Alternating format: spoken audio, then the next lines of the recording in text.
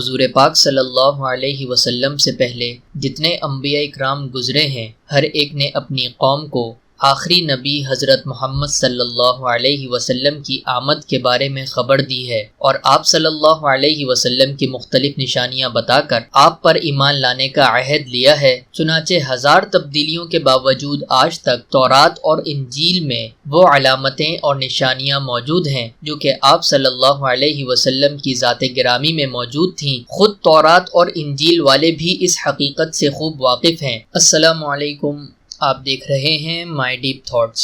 قرآن کریم میں اللہ تعالیٰ نے سورۃ البقرہ آیت 146 میں فرمایا ہے، جن لوگوں کو ہم نے کتاب دی وہ رسول اللہ صلی اللہ علیہ وسلم کو اپنے بیٹوں کی طرح خوب پہچانتے ہیں، مگر اس کے باوجود ان میں سے ایک جماعت جان بوجھ کر حق بات کو چھپاتی ہے۔ اسی طرح سورۃ الصف آیت نمبر 6 میں اللہ تعالیٰ فرماتے ہیں کہ حضرت عیسیٰ علیہ السلام نے فرمایا، اے بنی اسرائیل، میں تمہارے پاس اللہ کا بھیجا ہوا آیا ہوں، مجھ سے پہلے جو تورات ہے میں اس کی تصدیق کرتا ہوں اور اپنے بعد آنے والے ایک عظیم الشان نبی کی خوشخبری دیتا ہوں جن کا نام احمد ہے۔ اور اسی طرح بیہقی نے دلائل النبوہ میں حضور پاک صلی اللہ علیہ وسلم کا یہ ارشاد نقل فرمایا ہے، میں اپنے باپ حضرت ابراہیم کی دعا اور حضرت عیسیٰ علیہ السلام کی بشارت ہوں۔ آخری نبی حضرت محمد مصطفیٰ صلی اللہ علیہ وسلم کی مبارک پیدائش مکہ مکرمہ میں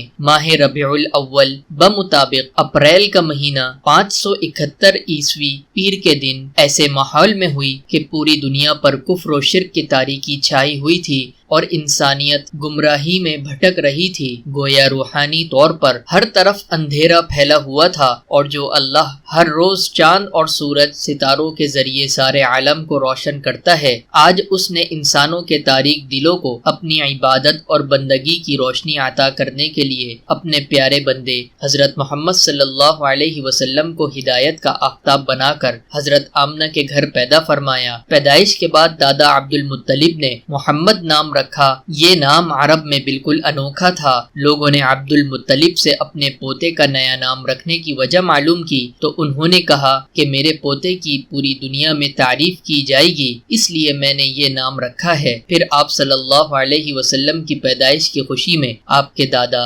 حضرت عبد المطلب نے عقیقہ کیا اور تمام قریش کو دعوت دی۔ حضور پاک صلی اللہ علیہ وسلم کی مبارک پیدائش سے 50 دن پہلے اصحاب فیل کا واقعہ پیش آیا۔ شاہ یمن ابرہہ ہاتھیوں کے ساتھ ایک بڑا لشکر لے کر بیت اللہ شریف کو گرانے کے لیے مکے آیا، مگر اللہ تعالیٰ نے اس پورے لشکر کو تباہ کر کے بیت اللہ کی خود حفاظت فرمائی۔ مورخین کا بیان ہے کہ جس وقت حضور پاک صلی اللہ علیہ وسلم پیدا ہوئے، ٹھیک اسی وقت کسریٰ کے شاہی محل میں سخت زلزلہ آ گیا اور اس کے 14 کنگرے گر گئے۔ اسی طرح فارس کے آتش کدے کی آگ جو برابر 1000 سال سے جل رہی تھی یکدم بجھ گئی۔ گویا اللہ تعالیٰ کی طرف سے ایک طرح کا یہ اعلان تھا کہ اب اس دنیا میں وہ ہستی پیدا ہو چکی ہے جن کی عظمت اور بلندی کا چرچا پوری دنیا میں ہوگا، جو کفر و شرک اور گمراہی کو ختم کر کے ایمان اور توحید کا بیج بوئے گا اور تمام بری عادتوں کو ختم کر کے لوگوں کو اچھے اخلاق سکھائے گا، اور جو کسی ایک قوم، قبیلے،